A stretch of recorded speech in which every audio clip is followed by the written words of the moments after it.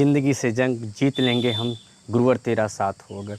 आप सभी को मेरा प्यार भरा नमस्कार। आपको तहे दिल से इस यूट्यूब चैनल पे हम हार्दिक स्वागत, अभिनंदन, वंदन करता हूँ। और आज हम आप लोगों को अकाउंटिंग के पार्ट 2 में पढ़ाएंगे। अकाउंटिंग आया कहाँ से, ये इसका यूज क्यों होता है और आज के समय में इतना इम्पॉर्टेंट क्यों है। हमारा आपने लास्ट वीडियो देखा होगा, हमने उसमें आप लोगों को पढ़ाया था डेबिट और क्रेडिट। तो आज हम शुरू करते हैं। समय को ध्यान में रखते हुए आप लोग को मैंने पहले वीडियो में बता दिया है, आप लोगों को कुछ नोट्स नहीं बनाना है, आपको सिर्फ हमारे सरस्वतीटॉपर्स.com पे जाके वहाँ से PDF को डाउनलोड करना है। तो देखते हैं इंट्रोडक्शन। हम पहले अकाउंटिंग की आई कहाँ से, उसके बारे में हम चर्चा करेंगे कि विनिमय प्रथा की कठिनाइयों के निराकरण के लिए मनुष्य ने मुद्रा का आविष्कार किया है। देखिए, विनिमय प्रथा की कठिनाइयों के निराकरण के लिए मनुष्य ने मुद्रा का आविष्कार किया है। प्राचीन समय में मानव की आवश्यकताएं बहुत ही सीमित थी, लेकिन समय परिवर्तन के साथ साथ मनुष्य की आवश्यकताएं बढ़ती गई, असीमित होती गई। जब मनुष्यों की आवश्यकताएं असीमित होती गई तो वहाँ पे मुद्रा का आविष्कार हुआ, और जब मुद्रा का आविष्कार हुआ व्यवसाय का भी जन्म हो गया। तो देखते हैं दूसरी लाइन हमने जो लिखा है, मुद्रा के प्रादुर्भाव के साथ साथ व्यापार का भी जन्म हुआ, वहीं से व्यापार भी शुरू हो गया। जो चीज़ें हमने आपको पहले बताया था, जो चीज़ें हम मुद्रा के रूप में नाप सकते हैं, तौल सकते हैं, वो हर चीज़ें हमारी अकाउंटिंग में आगे चर्चा करेंगे कि ये अकाउंटिंग बनी क्यों, या ये आया, इसका जन्म कैसे हुआ। हमने बता दिया कि मुद्रा के प्रचलन में आने से ही व्यवसाय का भी जन्म हुआ, और जब व्यवसाय आया तो व्यवसाय आने के बाद हमें सबसे पहली आवश्यकताएं क्या हुई कि लेखा जोखा करना। ठीक है, जब लेखा जोखा शुरू हुआ तो पहले क्या था कि जो हम एंट्री करते थे या जो हम लेन देन करते थे वो बहुत सीमित होता था, तो हम उसको अपने आप में एंट्री कर सकते थे। लेकिन समय के परिवर्तन के साथ साथ, बिजनेस में विस्तार होने के साथ साथ इसमें भी दिक्कतें आई। दिक्कतें आनी शुरू हुई तो वहाँ पे सर्वप्रथम शुरुआत क्या हुआ, पुस्त पालन। पुस्त पालन, बुक कीपिंग।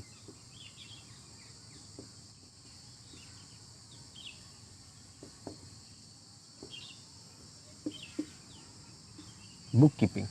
और जब ये चीज़ें, जब पुस्तपालन का यूज़ किया गया, फिर इसमें भी क्या आया, लोगों को अपनी इच्छाएं बढ़ती गई। जब लोग बिज़नेस करना शुरू किए तो बिज़नेस में उन्होंने देखा कि यार हम बिज़नेस तो कर रहे हैं, लेकिन क्या हमारा प्रॉफिट हो रहा है, क्या हमारा नुकसान हो रहा है, क्या हो रहा है, इस सब चीज़ की जानकारियाँ वो लेना चाहे। तो जब इसकी जानकारी लेना चाहे तो ऐसे में जब बड़े बड़े अकाउंट बनते थे, जब बड़े बड़े खाता बही बन जाते थे, इसका एक नाम होता है बही खाता भी। इसका एक नाम, दूसरा नाम भी होता है, क्या होता है इसका नाम दूसरा, बही खाता।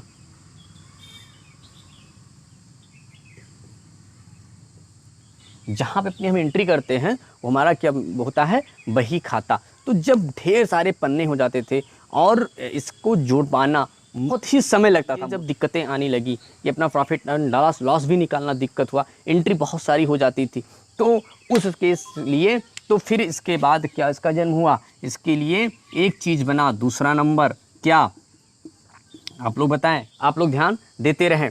देखिए, लेखाकर्म।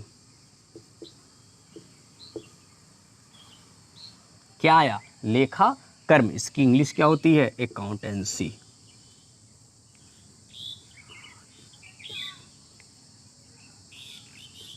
अकाउंटेंसी, लेखा कर्म। ठीक है, तो पहले सबसे पहले पुस्तपालन आया, फिर लेखा कर्म आया।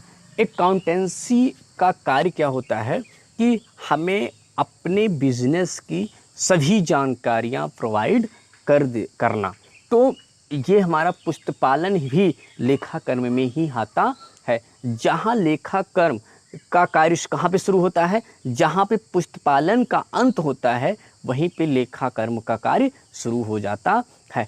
तो क्या हुआ, आज के समय में इसी लेखा कर्म को, अकाउंटेंसी को ही समय के साथ चीज़ों में परिवर्तन हुआ, और चीज़ों में जब आज के समय में जो परिवर्तन हुआ, इसी का एक नाम दिया गया अकाउंटिंग।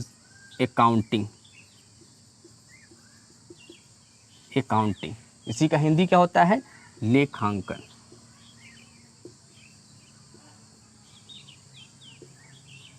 देखिएगा, पुष्टपालन, सबसे पहले पुष्टपालन आया, पुष्टपालन के बाद क्या आया? लेखाकर्म आया। लेखाकर्म के में समय के साथ परिवर्तन होने पर हम फिर क्या पाए? यहाँ पे अकाउंटिंग पाया, लेखांकन। ये सब लेखांकन के ही अंदर होता है।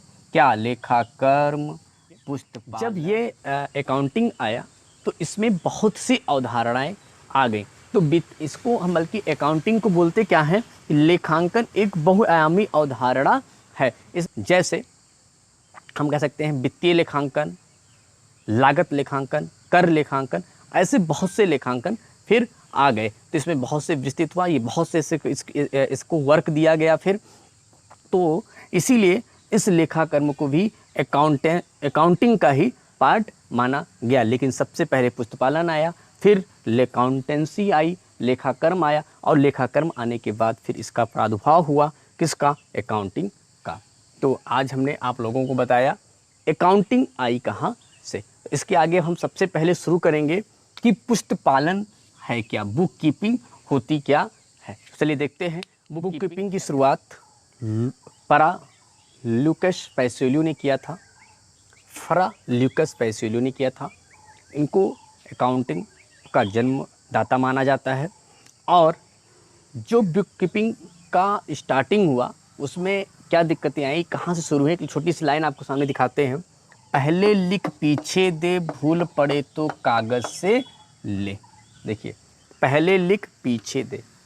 क्या होता था? जो लेन देन होता था, अभी भी आप जब दुकानदार पे जाते होंगे, दुकान के पास, जब आप कोई सामान उधार लेते हैं, अगर दूसरा कस्टमर खड़ा होता है तो पहले, लेकिन अगर आपने उधार किया है तो पहले आपकी चीज़ों को लिख लेते हैं, फिर उनको सामान देते हैं, कहीं भूल न जाए। क्योंकि जब कागज़ में लिखा होगा तो वो आज नहीं 10 साल बाद भी उनको याद होगा। तो इसी लेन देन के लिए ही हमारा क्या बनाया गया? Book keeping. सबसे पहले शुरुआत इसीलिए हुई बुक कीपिंग की। जब बिज़नेस शुरुआत हुआ वहीं से ही कागज़ों का शुरुआत हो गया। तो कागज़ अर्थात लेन देन लिखने की ही कला को ही हम क्या कहते हैं? बुक कीपिंग कहते हैं। जब कोई लेन देन हम करते हैं और उसका हम किसी कॉपी में एंट्री करते हैं, कहीं बही खाता में कहीं भी लिखते हैं, उस लेन देन की कला को ही हम क्या कहते हैं? बुक कीपिंग कहते हैं। तो इसकी शुरुआत फ्रा लुकस पेसियोली ने किया था।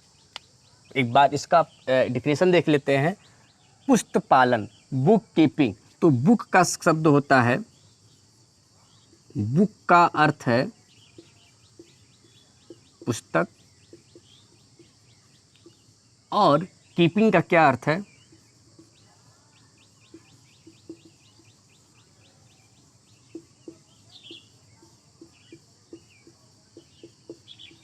कीपिंग का अर्थ है रखना। तो आप सोच रहे होंगे कि किसी पुस्तक को कहीं पे रख दिया जाए वही हमारी क्या होती है? Book keeping. लेकिन ये गलत है।